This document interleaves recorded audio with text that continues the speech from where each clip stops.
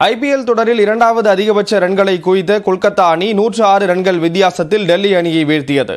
ஒரே போட்டியில் அதிக சிக்சர்களை குவித்த அணி என்ற சாதனையையும் கொல்கத்தா அணி படைத்திருக்கிறது. ஐபிஎல் தொடரில் விசாகப்பட்டினத்தில் நேற்று நடைபெற்ற போட்டியில் டாஸ் வென்ற கொல்கத்தா அணி முதலில் பேட்டிங்கை தொடங்கியது. தொடக்க ஆட்டக்காரர் பில் சால்ட் 18 ரன்களில் வெளியேறிய நிலையில் மற்றொரு தொடக்க ஆட்டக்காரரான சுனில் நரைன் அதிரடி ஆட்டத்தை வெளிப்படுத்தினார்.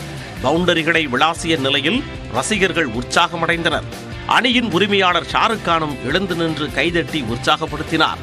39 பந்துகளில் 85 ரன்களை குவித்து அவர் ஆட்டமிழந்தார்.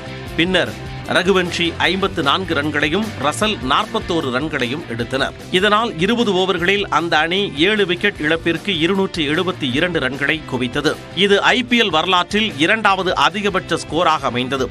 இதற்கு முன்னதாக கடந்த 27ஆம் தேதி ஹைதராபாத் அணி அடித்த 277 ரன்களே அதிகபட்ச ஸ்கோர் பட்டியலில் முதலிடத்தில் உள்ளது.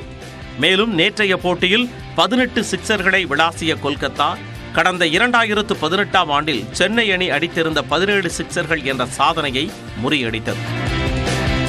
இந்நிலையில் 273 ரன்கள் எடுத்தால் வெற்றி என்ற இமாலய இலக்குடன் களமிறங்கிய டெல்லி அணியின் விக்கெட்டுகள் அடுத்தடுத்து விழுந்தன. நிலைத்து ஆடிய ரிஷப் பந்த் 55 ரன்களையும் ஸ்டப்ஸ் 54 ரன்களையும் சேர்த்தனர். மற்ற வீரர்கள் சோபிக்காததால் 17.2 ஓவர்களிலேயே 166 ரன்களுக்கு அந்த அணி ஆட்டமிழந்தது. இதன் மூலம் 106 ரன்கள் வித்தியாசத்தில் கொல்கத்தா அணி அபார வெற்றி பெற்றது.